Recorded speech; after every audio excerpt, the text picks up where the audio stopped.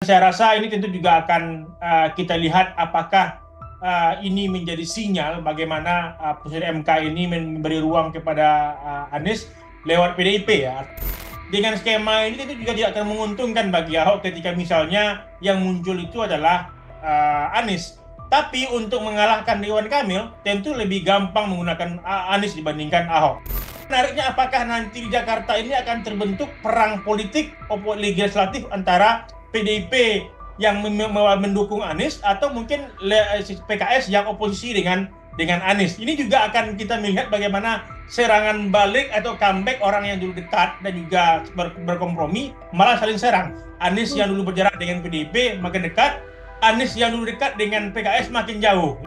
Kim Plus tidak menyangka Jakarta mendapat ruang Anies Baswedan. Ternyata tiba-tiba skema MK mengubah konsensus tersebut. Artinya ketika memaksakan Ridwan Kamil Suswono, itu juga akan merugikan bagi Kim Plus. Makanya paling tidak dengan terbukanya melebur atau memecah lagi koalisi ini, tentu paling tidak ini juga akan memberi ruang kepada kader-kader Kim yang lain, meskipun mereka bertarung di pilkada. Karena secara nggak langsung, figur independen kan juga lolos. Meskipun mereka itu tidak menjadi kandidat menjadi kuda hitam ke depannya, paling tidak dia akan berpotensi memecah suara. Program Tribunnews on Fokus Tribuners kembali membersamai Anda hari ini bersama dengan saya Nila Irdah, Mahkamah Konstitusi. Hari ini mengabulkan sebagian gugatan yang diajukan terhadap Undang-Undang Pilkada Tribuners yang mana MK menyatakan partai atau gabungan partai politik peserta pemilu bisa mengajukan calon kepala daerah meski tidak punya kursi di DPRD. Putusan lain menyatakan ambang batas usia untuk mencalonkan diri adalah 30 tahun ketika penetapan sebagai calon oleh KPU. Dua putusan ini kemudian bisa punya pengaruh besar bagi dinamika politik di tanah air jelang Pilkada 2024. Salah satunya adalah Pilkada yang juga saat ini sedang panas di Jakarta. Lalu bagaimana kemudian situasi yang akan terjadi pasca putusan MK ini, Tribuners? Bersama dengan saya dalam Tribunnews on Focus, Pengamat Politikal Jabar Strategi Kadam Mas Rifki Caniago. Mas Rifki, terima kasih sudah bergabung. Selamat sore.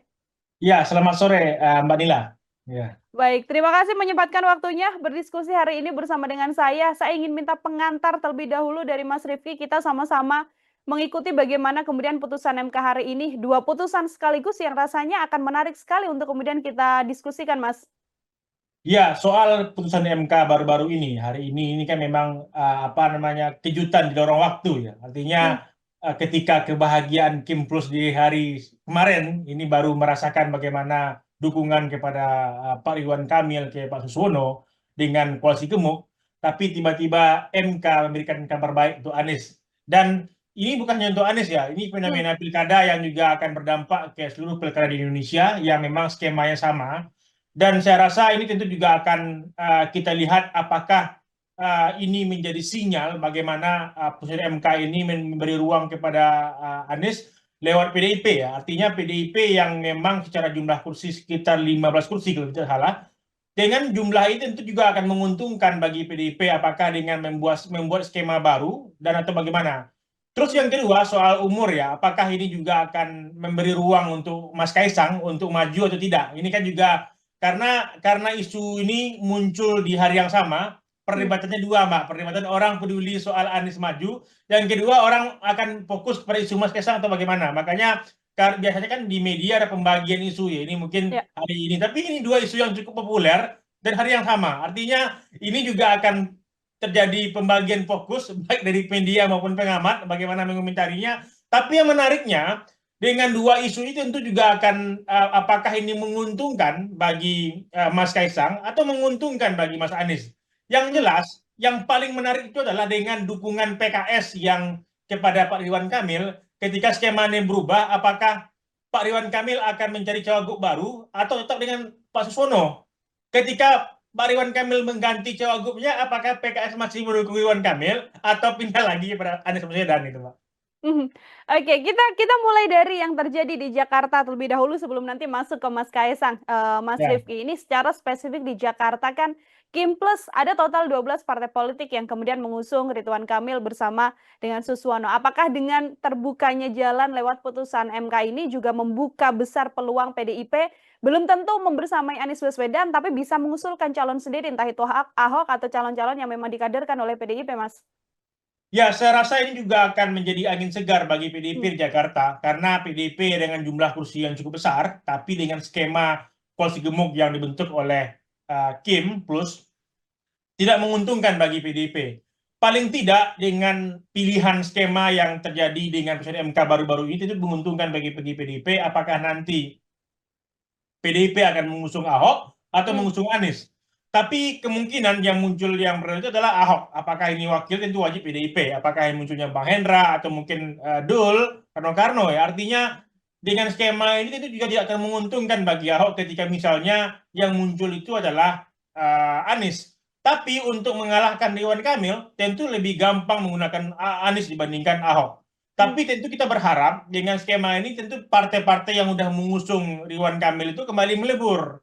Artinya melebur dalam artian tentu apakah akan tercipta 3 pasang kandidat di Pilkada Jakarta, tapi dengan pendeknya waktu menjelang pendaftaran KPU tanggal 27, kemungkinan skema ini juga akan lebih ke skema PDIP. Apakah PDIP akan mengusung Anies atau Mas Ahok? Tapi yang saya rasa ini lebih kuat kepada Pak Anies karena secara segmentasi elektoral Pak Anies lebih mewakili kelompok yang artinya akan digemuknya koalisi yang ada di koalisi gemuk yang diwakili Ridwan Kamil dan juga oleh Pak Susono. Dan saya rasa PDIP juga akan realistis membaca bahwa ini bukan hanya untuk mendorong kader PDIP bisa terpilih, tapi bagaimana PDIP juga memenangkan Pilkada Jakarta meskipun cagupnya itu adalah Anies gitu.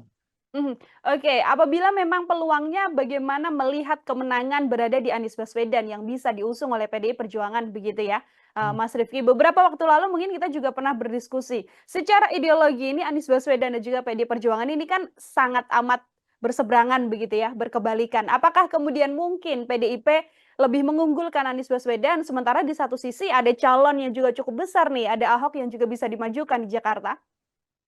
Ya, saya rasa PDIP akan memilih sikap yang realistis, Mbak. Artinya PKS saja yang artinya sangat begitu sekutu dengan Anies, berani juga melepaskan Anies begitu saja. Ya. Artinya ketika dirangkul, dilepeh, artinya bisa dilepas langsung. Artinya kita melihat ternyata sekelas PKS pun juga akan berhitung bahwa untuk merebut kekuasaan itu bukan lagi soal berapa identik secara ideologis, tapi apa yang saya dapatkan. Ketika misalnya Ridwan Kamil memberikan garansi Cawagup untuk PKS, sedangkan Anies nggak bisa menggaransi partai politik untuk mendorong duit aman.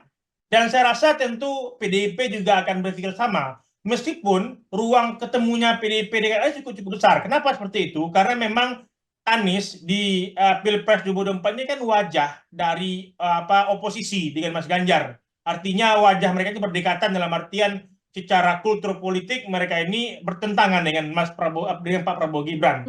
Dan poin ini yang juga akan mempertemukan PDIP dengan Anies. Dan selain itu, kita melihat bahwa dengan basis massa yang kecewa dengan PKS maupun basis massa yang memilih Anies di Pilpres 2024 dan basis massa yang dimiliki oleh PDIP secara nggak langsung maupun di Jakarta maupun secara nggak langsung oposisi dengan pemerintahan Prabowo Gibran maupun Pak Jokowi, ini juga akan melempar, artinya akan melempar kepada Mas Anies. Tapi ketika Pak Ahok, ini mungkin saja, tapi banyak faktor yang menyebabkan bahwa tidak seluruhnya pemilih Anies akan berpindah kepada Ahok. Artinya proses mewakili atau migrasi pemilih dari pemilihnya Anies ke Ahok itu lebih berat dibandingkan pemilihnya Ahok ke Anies dalam konteks melihat bahwa background Pak Ahok ini ada di PDIP. Begitu, Mbak. Oke, dalam situasi ini juga bagaimana kemudian PDIP masih sangat mungkin untuk bisa mengusung Anies Baswedan seperti itu ya Mas Rifki. Apakah juga situasinya bisa menggoyangkan Kim Plus yang saat ini sudah ada PKS yang juga diwakili Suswono yang bahkan menjadi calon wakil gubernur begitu. Apakah kemudian peluangnya PKS bisa keluar dan berdiri sendiri nantinya untuk mengusung calon atau juga PKS berkemungkinannya akan bersama dengan PDIP apabila situasi kemudian bisa berubah?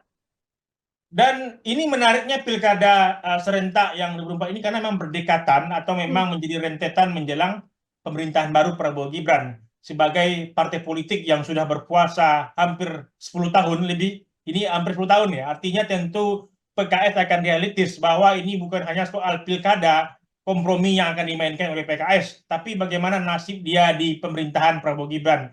Apakah kompromi itu deal untuk masuk kabinet? Tentu juga akan diperhitungkan oleh PKS. Karena yang terpenting bagi PKS adalah dealnya dia menjadi bagian dalam pemerintahan baru, meskipun dalam langkah awal itu adalah dengan dia mendapatkan giveaway di Pilkada Jakarta. Tapi ketika skema MK ini berubah, tentu juga akan melihat apakah giveaway yang diberikan untuk PKS itu juga akan berubah atau tidak. Karena tentu Pak Ridwan Kamil juga akan berhitung. Oke, misalnya ketika kemarin itu skemanya melawan independen, tentu siapapun wakil Pak Ridwan Kamil mungkin menang saja. Tapi ketika hari ini Anies Baswedan, apakah dia berpasangan dengan Dul, dengan Pak Bang Hendra atau jalan lainnya, tentu tidak akan menguntungkan bagi Ridwan Kamil. Dan skema ini juga akan banyak kompromi politik menjelang tanggal 7, Mbak. Karena memang kompromi politik ini secara elit, apakah komposisi yang akan dipilih oleh PKS akan sama dengan komposisi yang dipilih oleh Kim. Dan saya rasa perhitungan politik bagi PKS adalah yang pertama, secara pileg dia menang, dan ketika dia kalah di pileg, ini menariknya apakah nanti di Jakarta ini akan terbentuk perang politik legislatif antara PDIP yang mendukung Anies atau mungkin PKS yang oposisi dengan Anies. Ini juga akan kita melihat bagaimana serangan balik atau comeback orang yang dulu dekat dan juga berkompromi malah saling serang. Anies yang dulu berjarak dengan PDIP makin dekat, Anies yang dulu dekat dengan PKS makin jauh. Ini, Mbak.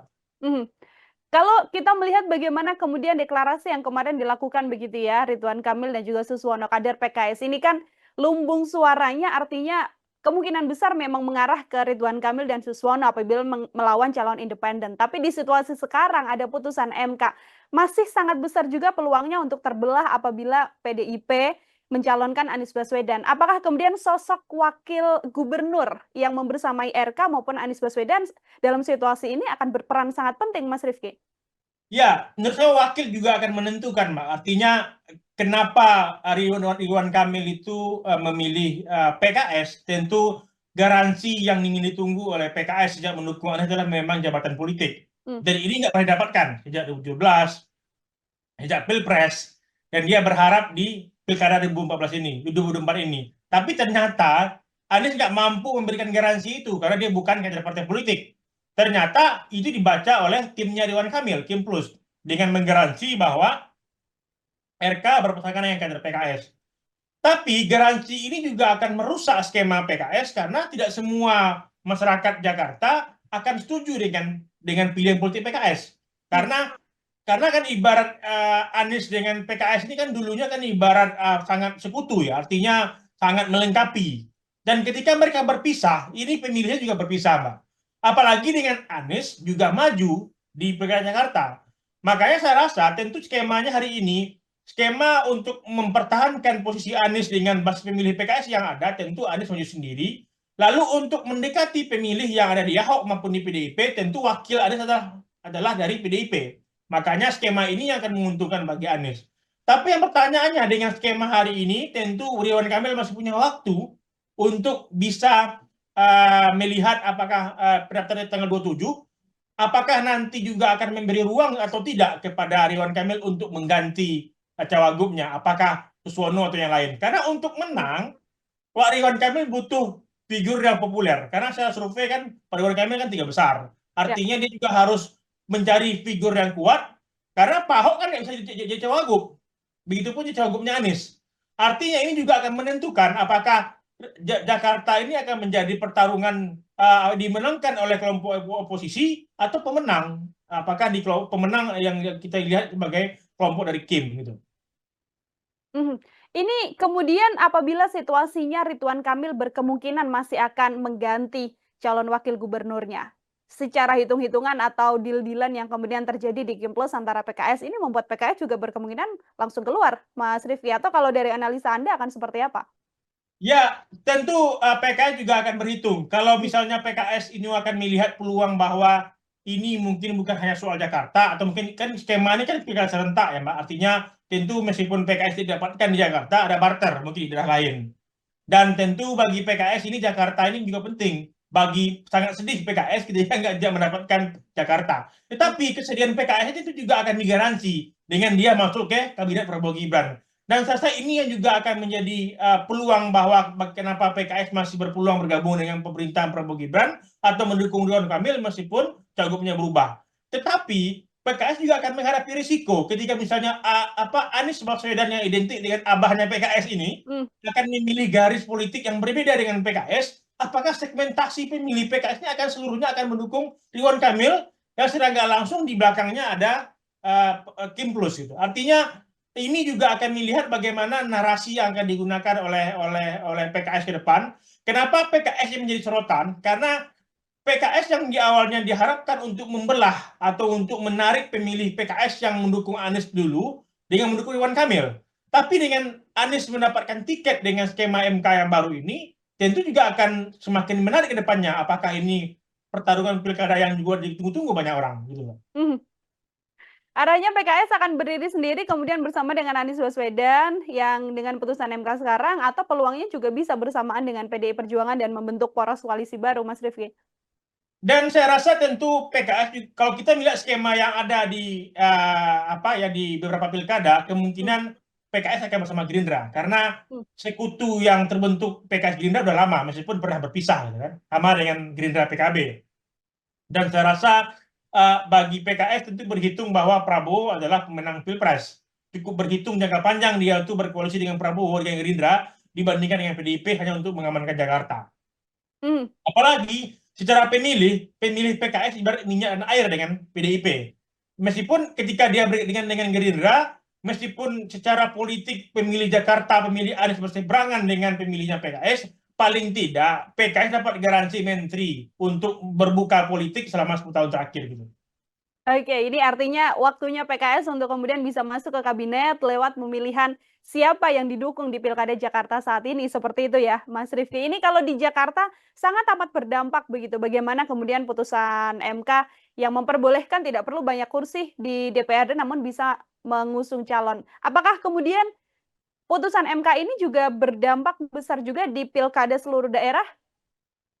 Ya, kalau kita melihat ini yang cukup menarik, Mbak Nila. Ini juga mungkin bagi yang politisi yang nonton video ini mungkin juga akan berubah skema ya.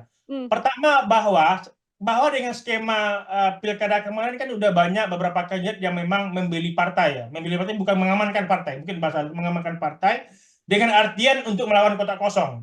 Artinya dengan skema MK hari ini bahwa untuk bisa maju nggak harus beli banyak partai. Tentu uang yang dihabiskan untuk membeli banyak partai, banyak kursi sebelumnya akan sia-sia dengan skema ini. Karena akan ada kemungkinan akan membuka ruang baru bagi kandidat ketika memang membaca ruang ini. Misalnya ada beberapa skema kota kosong di beberapa kabupaten kota. Dengan adanya skema ini, tentu dia akan berkemungkinan maju meskipun lawannya udah mengamankan semua partai politik. Karena dengan skema hari ini, dia juga bisa maju dengan satu partai politik. Dan saya cek di beberapa daerah yang mengalami hal ini cukup ada. Dengan skema hal ini tentu juga akan kita lihat ke depannya bahwa apakah pilkada yang memberi ruang kepada Anies Baswedan di Jakarta, apakah di beberapa kabupaten kota juga akan sama atau tidak. Karena ini juga akan menjadi pilihan.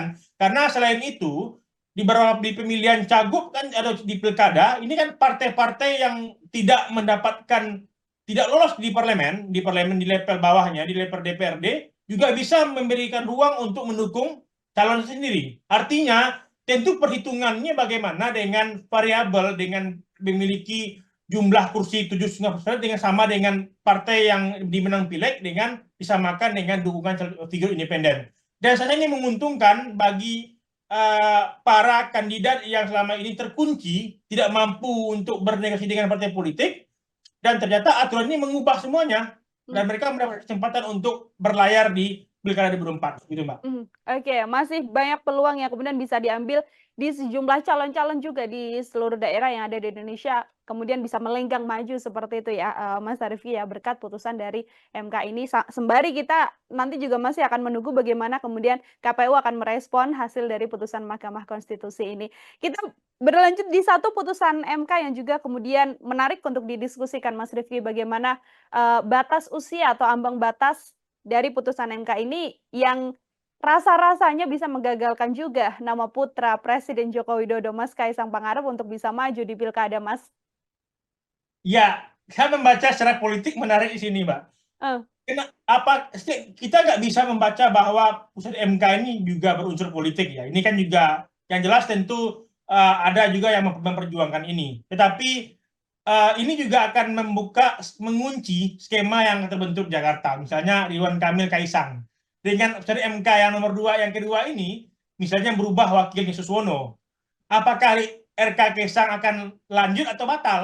Karena kan harapan untuk membuat RK Kaisang ini menang itu lebih besar. Tapi dengan aturan MK yang kedua ini, apakah Kaisang mampu atau tidak, punya ruang atau tidak untuk berlayar di Pilkada 2024 ini? Dan rasanya juga akan menarik karena pilihan-pilihan politik ini juga akan dikunci lebih awal lewat aturan-aturan yang ada di MK. Dan saya rasa ini juga akan menarik bagaimana gugatan-gugatan yang ada di MK ini secara garis angin ini juga akan lebih menguntungkan secara oposisi. Ini kita membaca secara politik ya, meskipun proses di MK ini alur yang cukup prosedural, tapi arah angin yang hari ini kita lihat ini membuka ruang yang lebih terbuka, lebih kompetitif. Memang skema apakah Mas Kaisang akan maju di Jawa Tengah dengan apakah maju di Jakarta. Kalau memang aturan main yang diputuskan MK itu memberi ruang yang sempit bagi Mas Kaisang, dan saya rasa ini akan makin menyulitkan bagi Pak Ridwan Kamil mencari cawagup. Karena ketika misalnya Suswono yang dipilih oleh Pak Ridwan Kamil untuk merawan Anies Baswedan, ini baru sebentar pasti wassalam. Karena memang secara garis besar, secara survei kita melihat ini kan Jakarta ini kan kandangnya Anies ini dengan ruang dia udah maju pilpres, dan saya rasa ini juga akan menguntungkan bagi Anies Baswedan maupun PDIP, apalagi PDIP bersama dengan Anies Baswedan. Dan pilihan hari ini adalah apakah skema ini akan memberi ruang atau menutup ruang bagi Mas Kaisang atau membuka ruang. Ini kita lihat ke depan karena waktunya pendek. Apakah putusan MK ini akan final? Ini tidak final ya. Tapi ruang ini apakah memang ada potensi berubah atau tidak? Karena kalau kita membaca secara politik, tentu ada potensi berubahnya. Tapi kalau secara hukumnya bagaimana kita lihat ke depan sampai pendaftaran tanggal 27 Agustus ini, Mbak. Oke, ini kan juga di satu sisi meskipun nama Mas Kaisang muncul untuk bisa membersamai Ridwan Kamil seperti itu ya, Mas Rifki. Tapi di Jawa Tengah ini, di Pilkada Jawa Tengah, bahkan Kimples mengatakan bahwa nantinya merekomendasikan untuk kemudian bisa mengusung Ahmad Lutfi, begitu mantan Kapolda Jawa Tengah untuk bisa bersama dengan Mas Kaisang. Dengan putusan MK ini kan artinya bagaimana Jawa Tengah akan dipenuhi oleh Kimples begitu ya untuk mengusung calon yang dikandidatkan seperti Mas Kaisang juga gagal, Mas. Ya, kalau memang skema yang dimunculkan Mas Kaisang kan pilihan dua, dia di Jakarta atau Jawa Tengah. Kalau Ya. di Jawa Tengah kan dengan Pak Ahmad Lutfi, artinya bahkan beberapa partai pun sudah mulai menduetkan antara Ahmad Lutfi dengan Kaisang. Artinya dengan putusan MK yang keluar baru-baru ini, apakah juga akan merubah skema ini di Jawa Tengah? Artinya untuk menang di Jawa Tengah tentu dengan adanya nama Kaisang itu juga menguntungkan secara basis politik ya, karena memang Pak Jokowi secara nggak langsung adalah orang Jawa Tengah, Mas Gibran juga Jawa Tengah, tentu juga akan menguntungkan apalagi dengan dukungan koalisi gemuk Kim Plus. Dan saya rasa tentang pilihan wakil yang tepat tentu apakah akan mengarah ke Tay Yasin yang wakilnya Ganjar dulu. Ya. Artinya ada kemungkinan ketika misalnya Kaisang tidak menjadi wakilnya Bang Ahmad Lutfi, tentu ada potensi ada perubahan cawagup Jateng. Artinya apakah ke Tay Yasin. Dan saya rasa ini juga akan kita lihat ke depan. Dan ketika memang kesempatan ini tidak didapatkan oleh Mas Kaisang di level Pilgub, tentu ini ruang ini juga akan menutup secara nggak langsung bagi Mas Kaisang untuk bertarung di Pilgub Jakarta atau di Jawa Tengah. Gitu.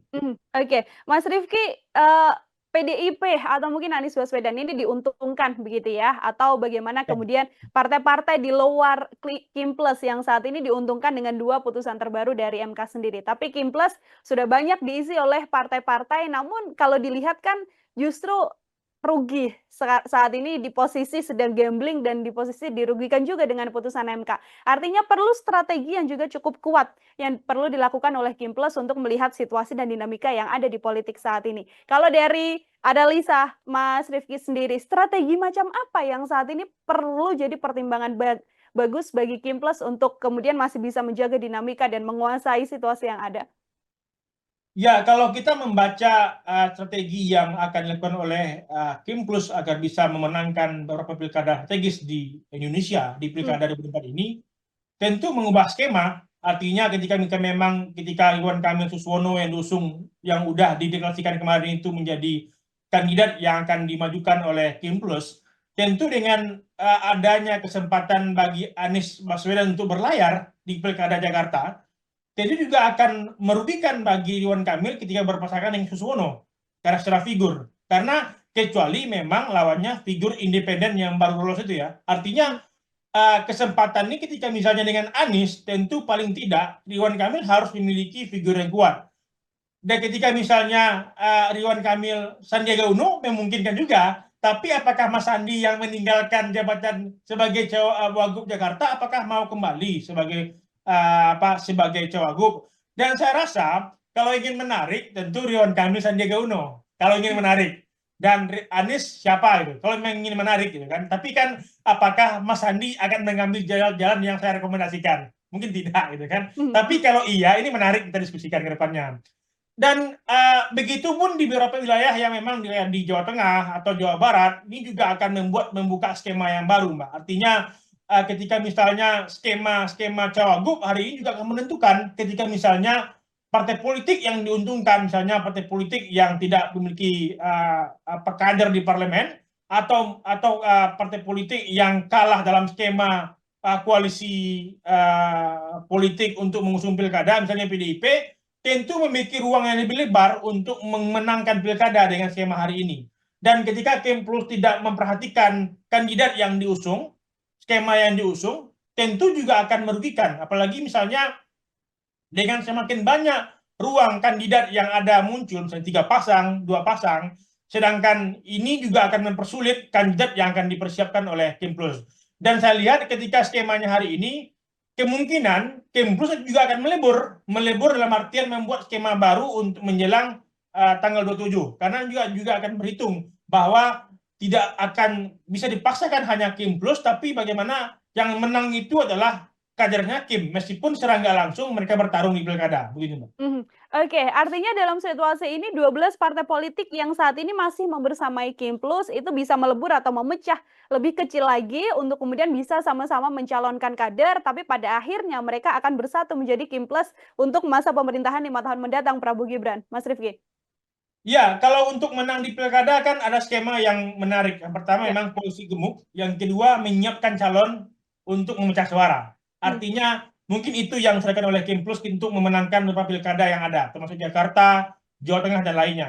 Ketika misalnya skema Kemplus itu dipaksakan, ternyata figur-figur tanding yang cukup menonjol itu mendapatkan posisi, misalnya Kemplus tidak menyangka Jakarta mendapat ruang Anies Baswedan. Ternyata tiba-tiba skema MK mengubah konsentrasi tersebut. Artinya ketika memaksakan Ridwan Kamil Suswono, itu juga akan merugikan bagi Kemplus. Makanya paling tidak dengan terbukanya melebur atau memecah lagi koalisi ini, tentu paling tidak ini juga akan memberi ruang kepada kader-kader Kimnya lain, meskipun mereka bertarung di pilkada. Karena secara nggak langsung, figur independen kan juga lolos. Meskipun mereka itu tidak menjadi kandidat menjadi kuda hitam ke depannya, paling tidak dia akan berpotensi memecah suara. Pertanyaannya, suara siapa yang dipecahnya? Suara Pak Ridwan Kamil atau suara Anies yang dipecahnya? Makanya ini juga perlu dihitung juga ke depannya. Karena skema pilkada yang memang ada putusan MK yang hari ini tentu juga akan membuat para elit juga pusing untuk melihat ini. Karena memang waktu yang pendek, ini pilkada serentak. Karena masalahnya bukan hanya soal Jakarta, tapi banyak pilkada di Indonesia. Oke, masih ada kurang lebih 7 hari yang bisa dilakukan oleh Kemplus untuk kemudian bisa memecah suara yang ada untuk masih tetap bisa memenangkan kader utama atau dalam hal ini Ridwan Kamil di Jakarta atau mungkin sejumlah kader unggulan di beberapa wilayah di Indonesia. Terakhir dari saya, Mas Rifki, dalam situasi yang sangat terbuka ini PDI Perjuangan yang juga masih punya peluang yang sangat lebar, perlu juga artinya PDIP kemudian melihat strategi atau menentukan langkah agar tidak salah begitu ya, bagaimana kemudian masih bisa punya namanya masih bisa dipertimbangkan juga setelah beberapa waktu belakangan ini kan sepertinya ditekan terus begitu agar tidak bisa mengajukan calon. Apa yang kemudian strategi bisa dilakukan oleh PDI Perjuangan dalam situasi ini, Mas? Ya, kalau kita membaca strategi PDIP yang perlu dihati-hatikan oleh PDIP adalah bahwa dinamika Anies Ahok kembali muncul. Ya, ketika dinamika Ahok dan Anies kembali muncul, ini juga akan memecah dukungan kader nasionalis maupun PDIP kepada Anies. Kalau memang ini kan juga akan kita lihat bahwa dinamika Ahok yang juga akan bersikeras untuk memperebutkan tiket PDIP pun juga muncul di media. Artinya ketika Anies muncul isu Anies didukung oleh PDIP, Ahok pun nggak mau kalah. Bahkan Ganjar pun lebih mendukung Ahok dibandingkan Anies. Ya. Ini pun skemanya juga akan jangan sampai kayak pedang bermata dua. Artinya PDIP berkepentingan untuk memenangkan pilkada di Jakarta meskipun cagupnya Anies. Tapi pada sisi lain ada kader yang tidak puas. Apakah ini Pak Ahok? Karena dengan Anies mendapatkan rekomendasi dari PDIP, secara nggak langsung ini mematikan kartunya Mas Ganjar secara nggak langsung. Karena Mas Ganjar tidak mendapatkan ruang yang begitu lebar untuk memperpanjang napas politiknya, sedangkan Anies merebut kapal politik yang dimiliki Ganjar di Pilpres kemarin. Dan saya rasa kepentingan itu yang membuat Mas Ganjar berhitung kenapa lebih mendukung Pak Ahok. Begitu kan dinamika Pak Ahok ke depan. Ketika Pak Ahok lebih berdamai dengan Anies, saya rasa PDIP akan mendapatkan ruang yang terbuka untuk bisa menang di Jakarta. Tetapi ketika Mas Ganjar atau mungkin Pak Ahok membuat dinamika berbeda untuk berkompetisi dengan Anies, atau mungkin di beberapa pilkada yang lain, dan saya rasa figur yang didukung oleh PDIP akan kehilangan fokus. Begitupun di akar rumput. Dan saya rasa ini kita lihat ke depan bagaimana komitmen di level PDIP untuk mendukung Anies kalau misalnya itu Anies yang didukung untuk menghadapi Ridwan Kamil. Dan saya rasa tentu dinamika ini juga perlu didudukan bagaimana mengkomunikasikannya dengan Pak Ahok dengan Mas Ganjar yang secara nggak langsung akan dirugikan ketika PDIP mendukung Anies Baswedan. Gitu.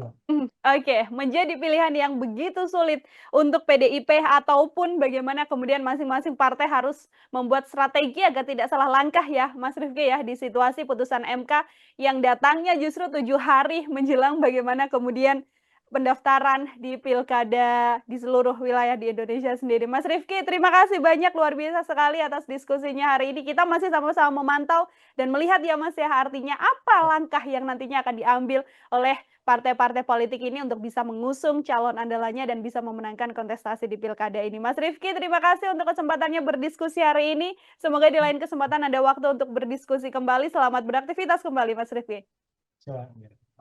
Ya, Tribuners, demikian obrolan saya bersama dengan pengamat politik Aljabar Strategi Kadam Mas Rifki Caniago. Nantikan obrolan saya lainnya dengan sejumlah narasumber-narasumber lain. Saya Nila Irda pamit undur diri. Terima kasih dan sampai jumpa. Download Tribun X sekarang. Menghadirkan lokal menjadi Indonesia.